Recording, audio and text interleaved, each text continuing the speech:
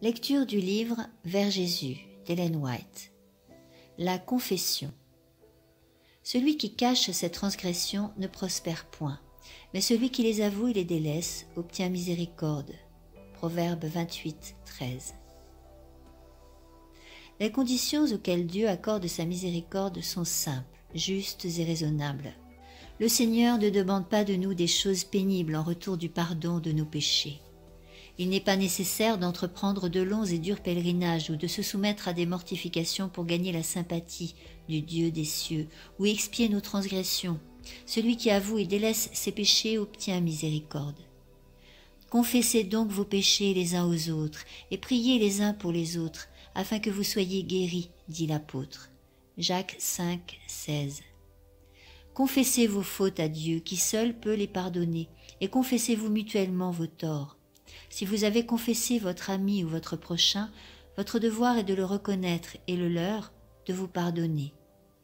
Vous devez ensuite rechercher le pardon divin, parce que le frère que vous avez blessé est la propriété de Dieu. En l'offensant, vous avez péché contre son Créateur et Rédempteur. Le cas est alors porté devant l'unique médiateur, notre grand souverain sacrificateur, qui a été tenté comme nous en toutes choses sans commettre de péché. Hébreux 4, 15, qui est touché du sentiment de nos infirmités et parfaitement à même de nous purifier de toute iniquité. Ceux qui ne sont pas humiliés devant Dieu en reconnaissant leurs péchés n'ont pas encore rempli la première condition de la réconciliation.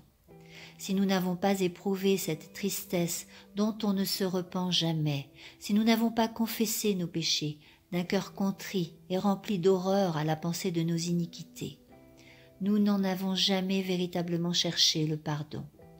Et si nous ne l'avons jamais fait, nous ne pouvons pas avoir trouvé la paix de Dieu.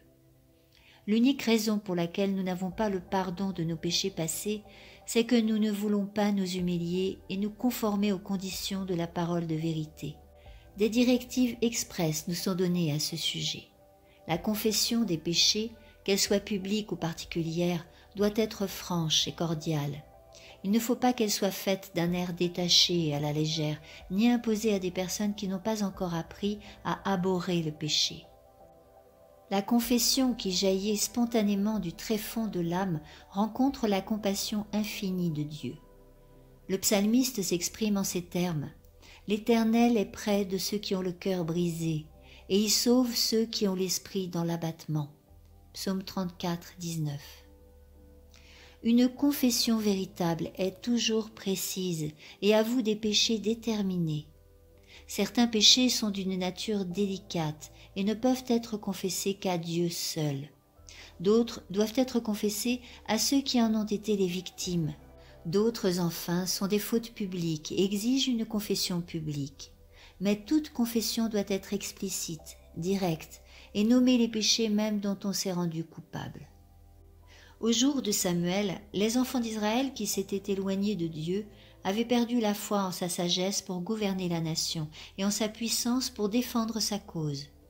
Se détournant du grand monarque de l'univers, ils avaient exprimé le désir d'être gouvernés comme les peuples qui les entouraient. Leur ingratitude oppressait leur âme et les séparait de Dieu. Avant de trouver la paix, ils durent faire cette confession claire et précise.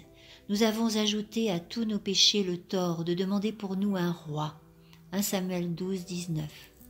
Il leur fallut confesser le péché dont ils s'étaient rendus coupables. Une confession ne sera jamais acceptée par Dieu si elle n'est pas accompagnée d'un repentir sincère et d'une réforme. Il faut qu'un changement radical de la vie l'accompagne et que tout ce qui n'est pas agréable à Dieu soit mis de côté. Ce sera la conséquence de la douleur réelle du péché. La tâche qui nous incombe nous est clairement révélée. Lavez-vous, purifiez-vous, ôtez de devant mes yeux la méchanceté de vos actions, cessez de faire le mal. Apprenez à faire le bien, recherchez la justice, protégez l'opprimé, faites droit à l'orphelin, défendez la veuve. Ésaïe 1, 16, 17. Si le méchant rend le gage, il restitue ce qu'il a ravi. S'il suit les préceptes qui donnent la vie, sans commettre l'iniquité, il vivra, il ne mourra pas. Ézéchiel 33, 15. Parlant de l'œuvre de la repentance, l'apôtre Paul s'exprime ainsi. Cette même tristesse, selon Dieu, quel empressement n'a-t-elle pas produit en vous? Quelle justification, quelle indignation, quelle crainte, quel désir ardent, quel zèle, quelle punition! Vous avez montré à tous égards que vous étiez purs dans cette affaire. 2 Corinthiens 7, 11. Quand le péché affaiblit le sens moral, le pécheur ne discerne plus ses défauts et ne se rend pas compte de l'énormité du mal qu'il a commis.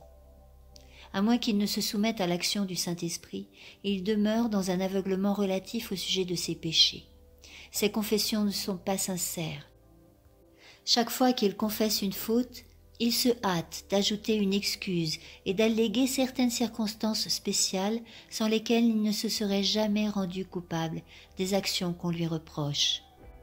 Après avoir mangé du fruit défendu, Adam et Ève furent saisis de honte et d'effroi. Leur première pensée fut de chercher à se disculper de leur faute et à échapper à la redoutable sentence de mort.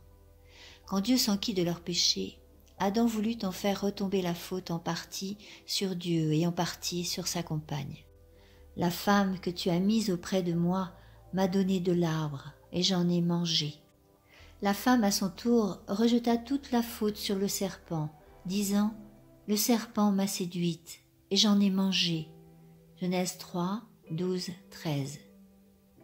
Pourquoi as-tu créé le serpent?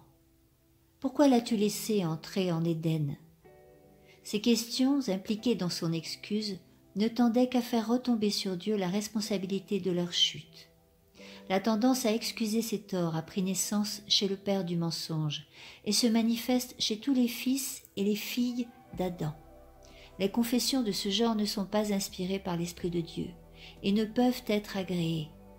La véritable repentance amène le pécheur à porter lui-même sa transgression et à la reconnaître sans fraude et sans hypocrisie.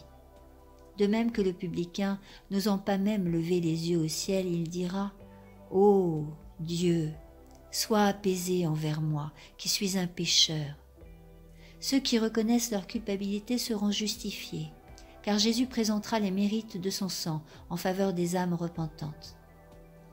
Les exemples de confession véritable que fournit la Bible ne contiennent pas une seule parole tendant à excuser ou à pallier la faute et à justifier le transgresseur. L'apôtre Paul ne cherchait nullement à se défendre. Il dépeint son péché sous les plus vives couleurs.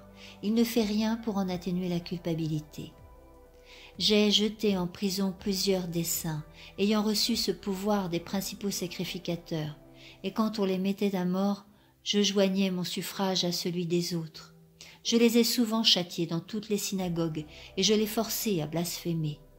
Dans mon excès de fureur contre eux, je les persécutais, même jusque dans les villes étrangères.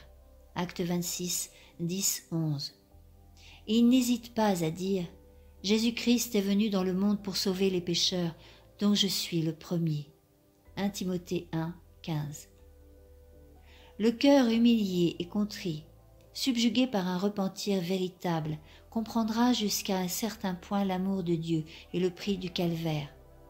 Comme un fils fait sa confession à un père aimant, le pécheur véritablement repentant apportera tous ses péchés devant Dieu. Car il est écrit « Si nous confessons nos péchés, il est fidèle et juste pour nous les pardonner et pour nous purifier de toute iniquité. » Jean 1, 9. Suite de la lecture dans le prochain audio qui sera intitulé « L'abandon de soi-même ».